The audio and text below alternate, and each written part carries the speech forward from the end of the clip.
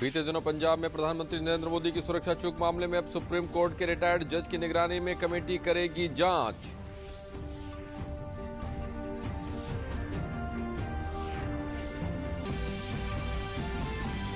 प्रदेश में छूटे हुए लोगों से वैक्सीनेशन कराने की मुख्यमंत्री योगी आदित्यनाथ ने की अपील। कहा, कोविड वैक्सीनेशन के साथ ही सतर्कता और सावधानी बरतना है जरूरी।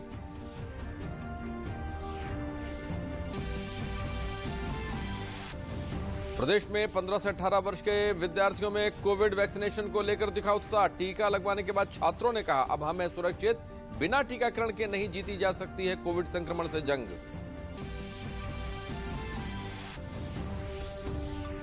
और विधानसभा चुनाव की तारीखों के ऐलान के साथ ही प्रदेश में राजनीतिक गतिविधियां हुई तेज। इस बीच नेताओं का पार्टी बदलने का सिलसिला भी चुनाव आने से पहले एक बार फिर हुआ तेज। नमस्कार, मैं हूं हेमेंद्र तोमर। समाचार विस्तार से। बीते दिनों पंजाब में प्रधानमंत्री नरेंद्र मोदी के सुरक्षा चूक मामले में अब सुप्रीम कोर्ट के रिटायर्ड जज की निगरानी में कमेटी जांच करेगी। कल सर्वोच्च न्यायालय में इस मसले पर हुई सुनवाई के बाद यह बात सामने आई है। इस बीच सिख फॉर जस्टिस नाम के संगठन ने फोन कर सुप्रीम कोर्ट के वकीलों को धमकी दी है, ऐसी खबर सामने आई है। एसएफजे ने दावा किया है कि उसी ने 5 जनवरी को प्रधानमंत्री के दौरे में अवरोध पैदा किया था। संगठन ने कहा है कि सुप्रीम कोर्ट को इससे जुड़ी जनहित याचिका पर सुनवाई नहीं करनी चाहिए। प्रधानमंत्री नरेंद्र मोदी के पंजाब दौरे के दौरान हुई सुरक्षा में चूक की जांच अब सुप्रीम कोर्ट की कमेटी करेगी। सोमवार को सुरक्षा चूक का मसला सुप्रीम कोर्ट में सुनवाई के लिए पहुंचा तो सभी पक्षों की दलीलें सुनने के बाद सर्वोच्च अदालत ने कहा कि सुप्रीम कोर्ट के रिटायर्ड जज के नेतृत्व में एक समिति का गठन किया जा रहा है जो पूरे मामले को देखेगी। सुप्रीम कोर्ट के इस उच्च स्तरीय जांच आयोग में DG Chandigarh, registrar general high court, NIA के अधिकारी और पंजाब पुलिस के अधिकारी सम्मिलित होंगे। इस जांच समिति के काम के दौरान केंद्र और पंजाब सरकार की जांच समिति कोई कार्रवाई नहीं करेगी। इससे पहले सुनवाई के दौरान केंद्र की ओर से सॉलिसिटर जनरल तुषार मेहता, याचिकाकर्ता के वकील मनिंदर सिंह और पंजाब सरकार की ओर से डीएस पटवालिया सुप्रीम कोर्ट के सामने पेश हुए। इस दौरान पंजाब सरकार की ओर से कहा गया कि ये दुर्भाग्यपूर्ण है कि राज्य सरकार की ओर से गठित पैनल के अध्यक्ष पर ही सवाल उठाए गए हैं। पंजाब सरकार ने कहा कि सुप्रीम कोर्ट जांच के लिए अपनी ओर से कमेटी का गठन करे, हमें इस पर कोई ऐतराज नहीं है।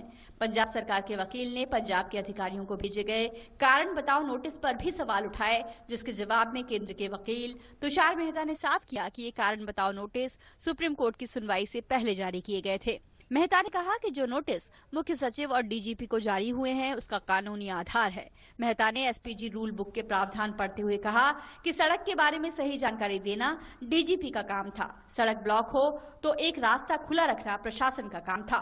मेहता ने यह भी कहा कि डीजीपी और मुख्य सचिव या उनका प्रतिनिधि प्रधानमंत्री के साथ चलता है, ये सिर्फ प्रोटोकॉल नहीं है, सुरक्षा में समन्वय का हिस्सा है। जानकारी के अभाव में प्रधानमंत्री का काफिला उस जगह के बिल्कुल पास पहुंच गया था जहां सड़क ब्लॉक थी। केंद्र ने यह भी कहा कि ये कोई अचानक हुआ दौरा नहीं है, पंजाब के उच्च अधिकारियों को पूरी जानकारी थी, ये भी पता था कि मौसम खराब हुआ तो पीएम सड़क से भी जा सकते हैं। 4 जनवरी को इसकी रिहर्सल भी हुई थी। केंद्र की ओर से कोर्ट के सामने ये भी कहा गया कि केंद्र की समिति को जांच करने दीजिए, जांच में जो भी तथ्य निकलते हैं उन्हें केंद्र की समिति 3 हफ्ते के भीतर कोर्ट में रखेगी, फिर कोर्ट तय करेगी कि क्या करना है। साथ ही जिन केंद्र के अधिकारियों पर राज्य सरकार को आपत्ति है उन्हें बदला जा सकता है। इस पर सुप्रीम कोर्ट ने कहा कि वह जांच पैनल गठित करेगा। इस जांच पैनल की अगुवाई एक रिटायर्ड सुप्रीम कोर्ट जज करेंगे। कोर्ट में जारी सुनवाई के बीच बीजेपी का इस मामले में पंजाब सरकार और कांग्रेस पर हमला जारी है। इस पूरे के पूरे घटनाक्रम में, इस पूरे के पूरे साजिश में, इस पूरे के पूरे षड्यंत्र में कहीं न कहीं जो है वो सुई जो है कहीं और जा रही है। और मुझे लगता है कि आप जो है वो कभी जो है गिनाने लगेंगे कुर्सियां। अरे आप कुर्सी गिनाते रहो, देश आपकी जो है करतूत गिन रहा है। क्रिमिनल क्राइम जो आपने किया, जो करने में जो है वो जिन लोगों के उसमें चेहरे बेनकाब हो रहे हैं उन पे आप कैसे नकाब डाल सकते हैं? जो चूक हुई उसके लिए पूरी तरीके से पंजाब की सरकार, वहाँ का प्रशासन, वहाँ की पुलिस जिम्मेदार है। और जिस प्रकार के बयान वहाँ के मुख्यमंत्री दे रहे हैं वो अपने पद की और अपने कार्यालय की गरिमा को नीचा कर रहे हैं। पीएम की सुरक्षा चूक पर सुप्रीम कोर्ट में जारी सुनवाई के बीच ही खबर आई कि सिख फॉर जस्टिस नाम के संगठन ने फोन कर सुप्रीम कोर्ट के वकीलों को धमकी दी है। एसएफजे ने दावा किया है कि उसी ने 5 जनवरी को पीएम दौरे में अवरोध पैदा किया था। संगठन ने कहा है कि सुप्रीम कोर्ट को इससे जुड़ी जनहित याचिका पर सुनवाई नहीं करनी चाहिए। दिल्ली से विकास सारथी के साथ ब्यूरो रिपोर्ट। देश में कल से कोरोना वैक्सीन के एहतियाती डोज लगाने की एक बहुत बड़ी शुरुआत हुई है। देश में health care worker, frontline worker के साथ 60 साल से अधिक आयु के बुजुर्गों के लिए हुई है जिन्हें अन्य बीमारियां हैं। उनके लिए प्रिकॉशनरी डोज की कल से शुरुआत की गई है। तो वहीं 3 जनवरी से चल रहा बच्चों का वैक्सीनेशन भी लगातार देश में रफ्तार पकड़ता जा रहा है। अब तक देश में 152 करोड़ से ज्यादा कोरोना के टीके की खुराक दी जा चुकी है। कोरोना के खिलाफ जंग में देश ने आज एक और बड़ा कदम आगे बढ़ाया है। देश में सोमवार से कोरोना टीके की तीसरी एहतियाती खुराक लगने लगी है। एहतियाती खुराक की शुरुआत health care workers, frontline workers के साथ 60 साल से अधिक आयु के बुजुर्गों के लिए हुई है जिन्हें गंभीर बीमारियां हैं। 25 दिसंबर को प्रधानमंत्री नरेंद्र मोदी ने प्रिकॉशनरी डोज लगाने का ऐलान किया था और आज पहले ही दिन देश भर में इसके लिए बड़ा उत्साह देखने को मिला। राजधानी दिल्ली में तमाम सेंटर्स पर health care workers, frontline workers और 60 साल से अधिक आयु के बुजुर्गों के पहुंचने का सिलसिला सुबह से ही शुरू हो गया जो देर शाम तक जारी रहा। बड़ी संख्या में पहुंचे लोगों ने तीसरी खुराक लेने के बाद खुशी जाहिर की। हम तो 100% कॉन्फिडेंट हैं। पहले भी 2 डोज ली थी, हम तब भी श्योर हो गए थे। आज भी एक विश्वास है कि हम सेफ हैं। जितनी अपनी सेफ्टी की जाए, स्टेट की, गवर्नमेंट की, सेंटर की, उससे फायदा ही फायदा है। अगर ना ले आदमी तो बात दूसरी है। वैसे लेना चाहिए और जरूरी है लेना। दिल्ली से सटे ग्रेटर नोएडा के शारदा हॉस्पिटल में कोरोना का एहतियाती टीका लगाया गया। कोरोना टीका देने के लिए 6 टीका केंद्र अस्पताल बनाए गए हैं जहां पर कोवैक्सीन और कोविशील्ड दोनों टीकों की खुराक दी जा रही है। वैक्सीनेशन के दौरान कोविड नियमों का पूरी तरीके से पालन किया गया है। As the government has announced the precaution dose and children dose, we have to increase the capacity. We are having sufficient amount of stock of vaccines. We are having sufficient amount of staffs who can deliver the vaccines, and we are having separate arrangement. ये 4 तस्वीरें कर्नाटक, जम्मू कश्मीर, तेलंगाना और बिहार की हैं जहां corona की तीसरी dose के लिए लोगों में उत्साह देखने को मिला और फ्रंटलाइन वर्कर्स से लेकर बुजुर्गों ने कोरोना के खिलाफ जंग में वैक्सीन को सबसे कारगर हथियार बताया। अहमदाबाद, वाराणसी और मुंबई जैसे देश के तमाम शहरों में भी कोरोना वैक्सीन की प्रिकॉशन डोज के लिए बड़ी संख्या में लोगों ने आगे आकर वैक्सीन लगवाई। देश में चल रहे टीकाकरण अभियान में तमाम राज्य सरकारें भी आगे आई हैं और वैक्सीनेशन अभियान की निगरानी करके इसे तेज गति प्रदान करने की कोशिश की जा रही है। उत्तर प्रदेश के मुख्यमंत्री योगी आदित्यनाथ ने लखनऊ में एहतियाती डोज के अभियान के शुरू होने के मौके पर कोविड कमांड सेंटर का दौरा किया तो कर्नाटक के मुख्यमंत्री बसवराज बोम्मई ने बेंगलुरु के श्री अटल बिहारी वाजपेयी मेडिकल कॉलेज में प्रिकॉशनरी डोज वैक्सीनेशन अभियान की शुरुआत की। जम्मू कश्मीर में उपराज्यपाल मनोज सिन्हा ने जम्मू के गांधीनगर अस्पताल में प्रिकॉशनरी डोज वैक्सीनेशन अभियान का उद्घाटन किया तो वहीं भोपाल में मध्य प्रदेश के मुख्यमंत्री शिवराज सिंह चौहान ने भी वैक्सीनेशन सेंटर का जायजा लिया। हम लोगों ने एक लक्ष्य निर्धारित किया है कि हमारा प्रयास होना चाहिए कि 15 जनवरी तक 15+ यानी 15 से 17 वर्ष के सभी बच्चों को वैक्सीन दे दें। ये युद्ध स्तर पर चल रहा है। फ्री वैक्सीन, सबको वैक्सीन के इस अभियान के साथ हमें जोड़ना चाहिए क्योंकि यह वैक्सीन ही कोरोना से सुरक्षा कवच का सर्वोत्तम उपाय है। मित्रों, कोविड से हमारा युद्ध है जो जनता के, स्वयंसेवी संगठनों के, धर्मगुरुओं के, जनप्रतिनिधियों के और प्रशासन और हमारे कर्मचारियों के सहयोग से हम लड़ रहे हैं। 3 जनवरी से देश में 15 से 18 साल के बच्चों के कोरोना टीकाकरण के अभियान की भी शुरुआत हो चुकी है जो लगातार रफ्तार पकड़ती जा रही है। फर्स्ट डोज लिए, अच्छा लगे, मतलब लेना चाहिए। आज हम लोग वैक्सीनेशन हो रहा है, जो एलिजिबल है सबको लगा रहे हैं। तो इतना कुछ तो है नहीं, सिर्फ वैक्सीनेशन हो रहा है जो हम लोग के लिए अच्छा होगा। आज हम फर्स्ट डोज लें तो अच्छा है, आप लोग भी लेना चाहिए क्योंकि कोरोना भी बहुत ज़्यादा बढ़ रहा है ना यहाँ पर। तो अब लेने से आप लोग वैक्सीनेट भी हो जाएगा तो जहाँ भी जा सकते हैं। आज फर्स्ट डोज लिया है, वैक्सीन अच्छा लग रहा है हमको। देश में अभी तक कुल 152 करोड़ से ज्यादा कोरोना के टीकों की खुराक लगाई जा चुकी है। मुख्यमंत्री योगी आदित्यनाथ ने प्रदेश में छूटे हुए लोगों से कोविड वैक्सीनेशन कराने की अपील की है। उन्होंने कहा कि कोविड टीके के साथ सतर्कता और सावधानी बहुत जरूरी है। मुख्यमंत्री ने कहा कि कोरोना की वैक्सीन एक सुरक्षा कवच है। उन्होंने कहा कि स्वास्थ्य वर्कर, फ्रंटलाइन वर्कर के लिए सरकार ने बूस्टर डोज देने की व्यवस्था की है। 15 से 18 वर्ष आयु वर्ग के लिए अगले कुछ सप्ताह में 100% वैक्सीनेशन के लिए वैक्सीन की व्यवस्था करने का निर्देश दिया। मेरी आप सभी प्रदेशवासियों से अपील है कि अभी भी एक संख्या है जिन्होंने कोरोना की वैक्सीन नहीं ली है। मेरी आप सबसे अपील होगी, कोरोना के खिलाफ लड़ाई ये देश की लड़ाई है। हर एक व्यक्ति का जीवन बहुमूल्य है और इस बहुमूल्य जीवन के लिए कोरोना का वैक्सीन एक सुरक्षा कवच है। इस महामारी का तीसरा वेरिएंट भी आ चुका है। घबराने की आवश्यकता नहीं, सतर्कता और सावधानी हमें इस महामारी से बचाने में बहुत सहायक होगी। मेरी आप सबसे अपील है कि आप सभी लोग जिन्होंने कोरोना की वैक्सीन नहीं ली है वे कोरोना की वैक्सीन जरूर ले लें। जिन्होंने एक डोज ले ली है वे अपनी दूसरी डोज भी समय से ले लें।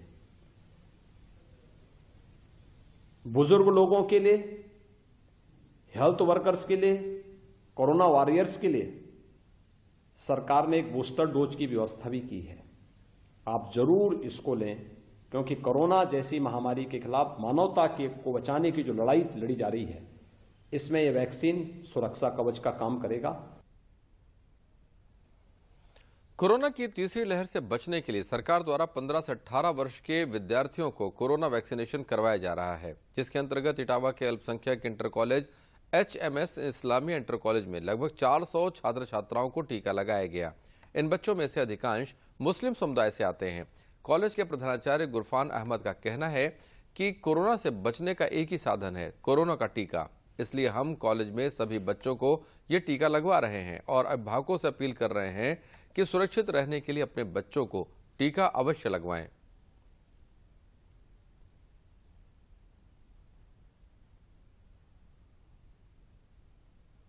400 से ऊपर बच्चों का वैक्सीनेशन यहाँ किया गया है जी, जिसमें 76 बच्चियाँ थीं और 300 समथिंग बच्चे हैं। और ये जिलाधिकारी महोदया के आदेश पर आज मेगा टीकाकरण अभियान चलाया गया। संडे में छुट्टी होने के बावजूद भी आज सारे कॉलेज ने बहुत उत्साह के साथ इस कार्य को किया है और बच्चे भी बड़े उत्साहित होकर यहाँ पर आए हैं। और आज की तारीख में हमारे यहाँ 66% जो है वो वैक्सीनेशन आज ही के दिन हो गया है। बाकी जो बचे हैं आगे करा दिया जाएगा। जनपद अलीगढ़ में माता पिता से जिद करके किशोर कोरोना रोधी टीका लगवा रहे हैं। साथ ही टीका लगवाने में किशोरों में ज्यादा उत्साह दिखाई दे रहा है। वहीं छात्र छात्राओं का कहना है कि हम टीका लगवाने के बाद बहुत खुश हैं। अब हमारे भी टीका लग गया है, हम भी सुरक्षित हैं। अब ट्यूशन व स्कूल भी जा सकेंगे। कोरोना टीकाकरण के बिना कोरोना वायरस से जंग नहीं जीती जा सकती। जिले में 341 टीमें लगाई गई हैं। सीएमओ नीरज त्यागी का कहना है कि अब तक लगभग 66,000 किशोरों को टीका लगाए गए हैं। जिले का लक्ष्य 2,57,671 है। जल्द ही लक्ष्य को हासिल कर लिया जाएगा।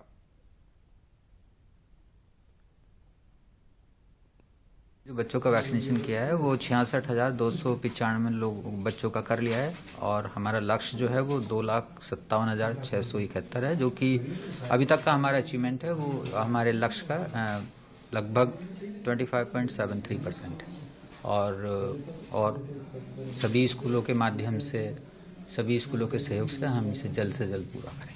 मैंने अपने वैक्सीन लगवाई है, जिसके वजह से हम स्कूल नहीं आ पाते थे, ना कहीं बाहर जा सकते थे। तो मैं अपील करती हूँ अपनी सहेलियों से कि आप लोग भी अपना टीकाकरण करवाएं और इसके वजह से हम अपने पढ़ाई भी कंटिन्यू कर सकते हैं, कहीं भी आ जा सकते हैं। तो मैं आप लोगों से विनती करती हूँ आप लोग भी अपना टीकाकरण करवा लीजिए। मेरे आज वैक्सीन लगी है और दूसरी वैक्सीन 28 दिन बाद लगेगी और मैं अब कहीं भी मैं फ्री हूँ, मतलब कहीं आ जा सकती हूँ और अच्छे से मैं अपने पेपर एग्ज़ाम दे सकती हूँ और मुझे इससे कोई प्रॉब्लम नहीं है। मैं बहुत खुश हूँ। आज मैंने पहली वैक्सीन डोज लगवाई है और वैक्सीन डोज लगवाने से मैं बहुत खुश हूँ कि मैं कहीं भी आ जा सकती हूँ। अब 28 दिन बाद मैं दूसरी डोज लगवाऊंगी, जिससे मैं अपने एग्ज़ाम भी अच्छी तरीके से दे सकूँ। आज हम बहुत खुश हैं कि हमने वैक्सीनेशन कराया है हम ट्यूशन भी जा सकते हैं और स्कूल भी जा सकते हैं। मैं सभी बहनों से अपील करती हूँ कि वो भी जल्दी से जल्दी वैक्सीन लगवाएं और कोरोना को भगाएं। गोरखपुर में कोरोना महामारी की तीसरी लहर से मरीजों की संख्या बढ़ती जा रही है। गोरखपुर रेड जोन में था, लेकिन कुछ सुधार होने के बाद अब यह रेड जोन से बाहर निकला है। साथ ही साथ इलाज कराकर लोग ज्यादा संख्या में वापस आ रहे हैं और होम आइसोलेशन में ही लोग ठीक हो जा रहे हैं। वहीं पर 15 से 18 वर्ष तक की उम्र के बच्चों को वैक्सीन लगाया जा रहा है। गोरखपुर जिला चिकित्सालय के अपर मुख्य चिकित्साधिकारी डॉक्टर एएन प्रसाद ने बताया कि यहां पर वैक्सीनेशन का क्रम जारी है। फर्स्ट डोज और सेकेंड डोज 90% लोगों को लग चुकी है, जिसका असर देखने को मिल रहा है, जिससे कोरोना की तीसरी लहर से लोगों को कम परेशानी हो रही है। 15 से 17 वर्ष के बच्चों का फर्स्ट डोज का टीकाकरण अब तक 75,439 डोज हम लगा चुके हैं, जो 21.5% हो रहा है। 100% के तैयारी हमारी चल रही है और इसमें हमारे जो वैक्सीनेटर हैं वो घर घर जाकर के जो छूटे हुए हैं फर्स्ट डोज से उनको ट्रेस कर रहे हैं और उनको टीकाकरण कराया जा रहा है। जल्द ही हम लोग 90 क्रॉस कर जाएंगे। प्रयागराज जिले में कोरोना के लगातार पॉजिटिव केस में इजाफा होने की वजह से जिला प्रशासन ने बेली अस्पताल को पीको अस्पताल बना दिया है। अब यहां केवल कोरोना पॉजिटिव मरीजों का ही दाखिला किया जाएगा। ओपीडी सेवा को अब यहां पर बंद कर दिया गया है। चिकित्सा अधीक्षक डॉक्टर किरण मलिक ने बताया कि कोरोना के बढ़ते मामलों की वजह से जिला प्रशासन ने अस्पताल की ओपीडी बंद करके यहां पीको वार्ड बना दिया है। साथ ही कोरोना वार्ड भी बनाया गया है। उन्होंने बताया कि अगर कोई कोरोना पॉजिटिव हो जाए तो संयम रखने की आवश्यकता है, भीड़ भाड़ की जगहों से बचें और होम आइसोलेशन में रहें।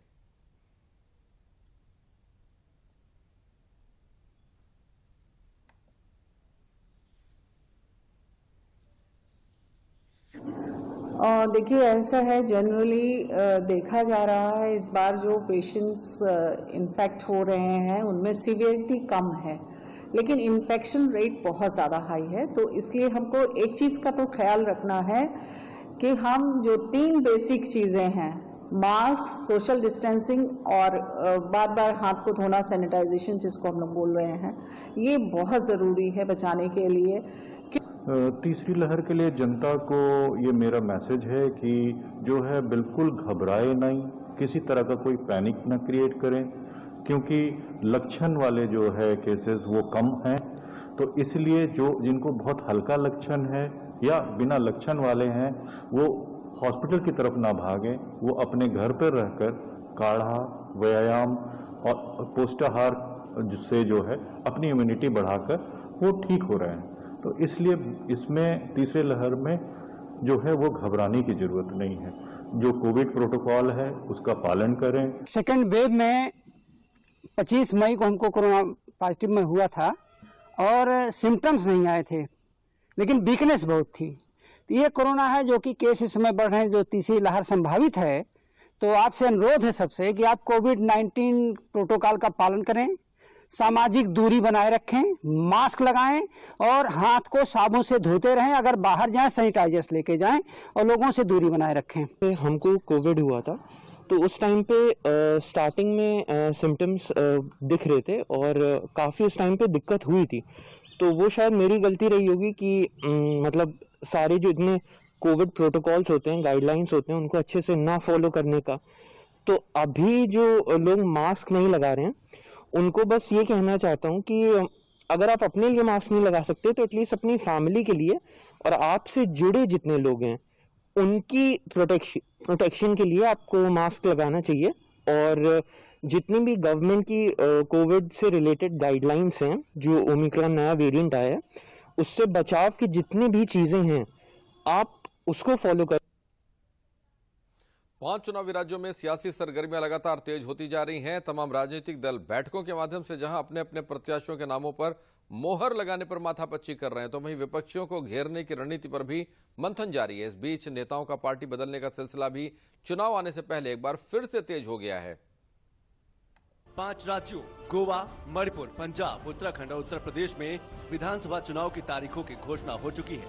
ऐसे में सभी की निगाहें राजनीतिक दलों पर टिक गई हैं, जिनकी तरफ से प्रत्याशियों के नामों की घोषणा की जानी है। सबसे ज्यादा विधानसभा सीटों वाले सूबे उत्तर प्रदेश में प्रमुख राजनीतिक दलों ने अपने उम्मीदवारों के नामों का ऐलान नहीं किया है। बीजेपी और समाजवादी पार्टी में बैठकों का दौर जारी है, तो साथ ही आरोप प्रत्यारोप का सिलसिला भी तेज हो गया है। उन्होंने फिर चुनाव आयोग को लिखा है कि जो अधिकारी हैं उत्तर प्रदेश सरकार के, उनको हटाया जाए। तो रोज वो बहाने ढूंढ रहे, जिससे 10 मार्च को जब वो प्रेस कॉन्फ्रेंस करेंगे तो ये कहेंगे कि देखिए मैंने बताया था, ये चुनाव आयोग कर लेता तो हम लोग हारते नहीं।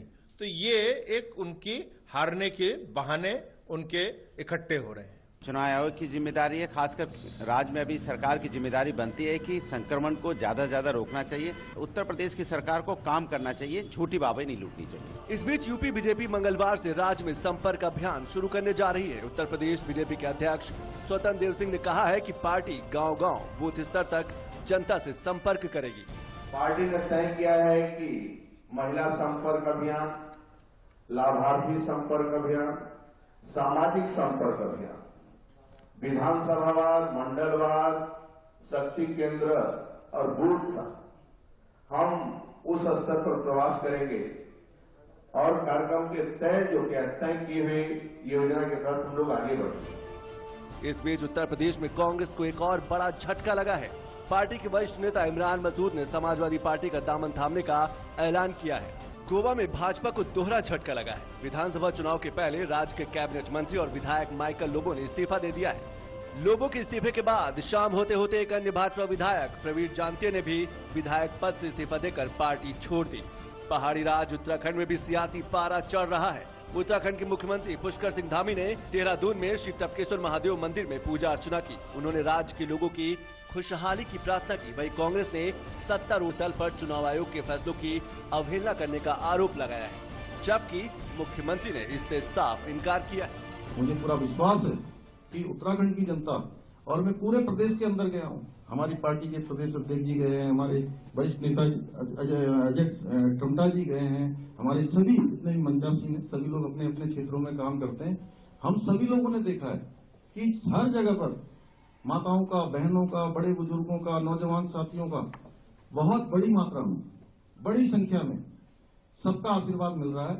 और जो हमारा लक्ष्य है कि 2025 में हम देश के अग्रणी राज्य बनेंगे, हिंदुस्तान के श्रेष्ठ राज्य बनेंगे, उसको बनाने के लिए उत्तराखंड की जनता हमारे कदम से कदम मिलाएगी। कुछ ऐसी पोस्टिंग्स की कॉग्निजेंस उत्तराखंड के मीडिया ने ली है और हमें संतोष है इस बात का कि there is a vigilant organisation जो एक विजिलेंट नागरिक के तौर पर अपनी कॉन्स्टिट्यूशनल ड्यूटी को, अपनी लीगल ड्यूटी को पूरा करना है। फिलहाल चुनाव आयोग की घोषणा के बाद चुनावी राज्यों में ठंड में भी पारा चढ़ने लगा है। Bureau report, TT news. Lucknow के जिला निर्वाचन अधिकारी अभिषेक प्रकाश ने कल सभी मान्यता प्राप्त राजनीतिक दलों के साथ विधानसभा चुनाव के मद्देनजर बैठक की। बैठक में सभी राजनीतिक दलों के पदाधिकारियों को निर्वाचन आयोग द्वारा जारी निर्देशों से अवगत कराया गया। लखनऊ में मतदान अधिक से अधिक हो सके, इसके लिए स्वीप कार्यक्रम के अंतर्गत गतिविधियां आयोजित की जा रही हैं। उन्होंने कहा कि राजनीतिक दलों से कहा गया है कि प्रचार के दौरान कोविड नियमों का पालन आवश्यक है। निर्वाचन अधिकारी ने बताया कि लखनऊ में जिन लोगों के मतदाता पहचान पत्र नहीं बने हैं या उनमें संशोधन कराना है तो वे अपना नया पहचान पत्र बनवा सकते हैं।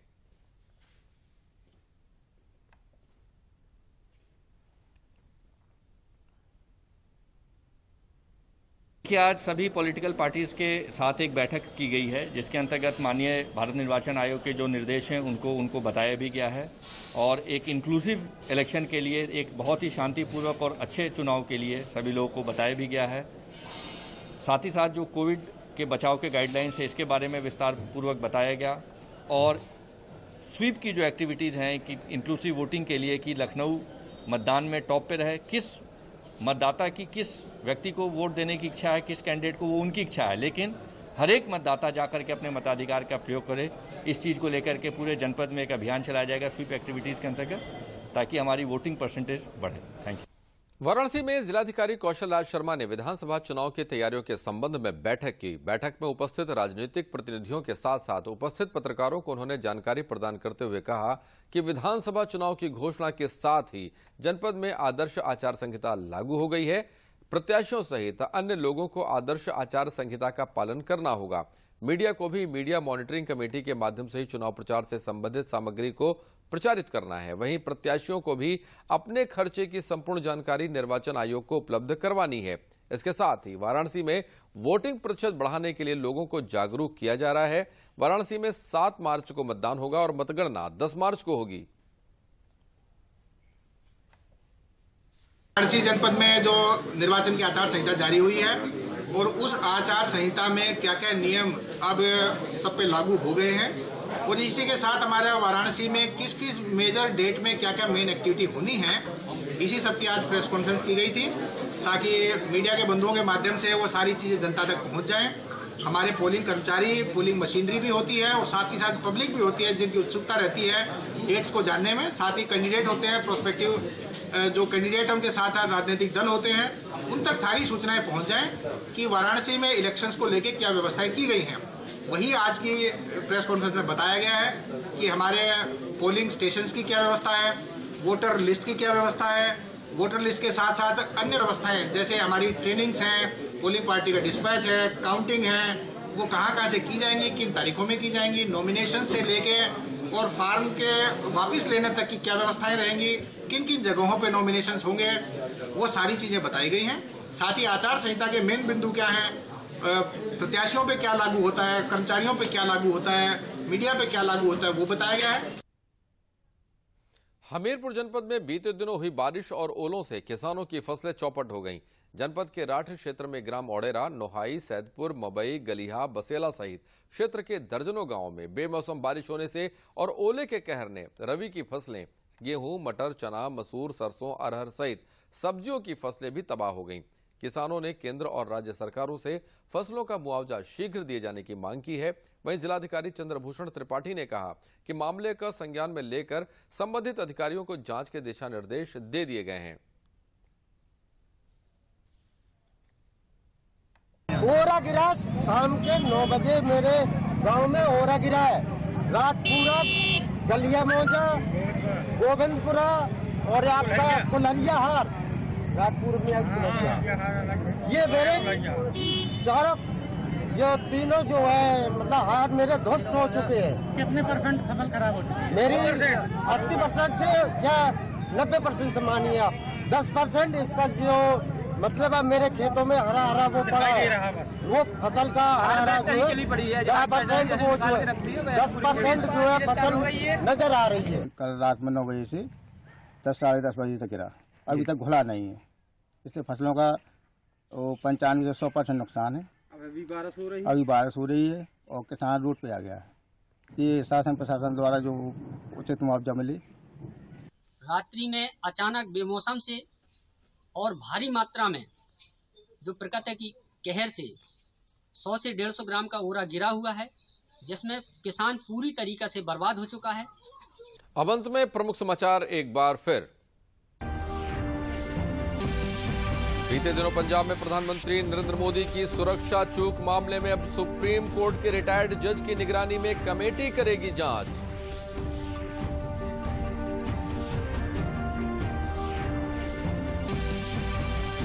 प्रदेश में छूटे हुए लोगों से वैक्सीनेशन कराने की मुख्यमंत्री योगी आदित्यनाथ ने की अपील। कहा, कोविड वैक्सीनेशन के साथ ही सतर्कता और सावधानी बरतना है जरूरी।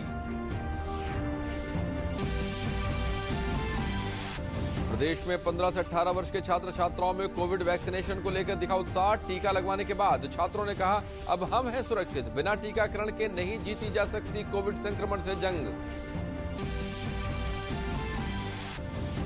और विधानसभा चुनाव की तारीखों के ऐलान के साथ ही प्रदेश में राजनीतिक गतिविधियां हुई तेज। इस बीच नेताओं का पार्टी बदलने का सिलसिला भी चुनाव आने से पहले एक बार फिर हुआ तेज।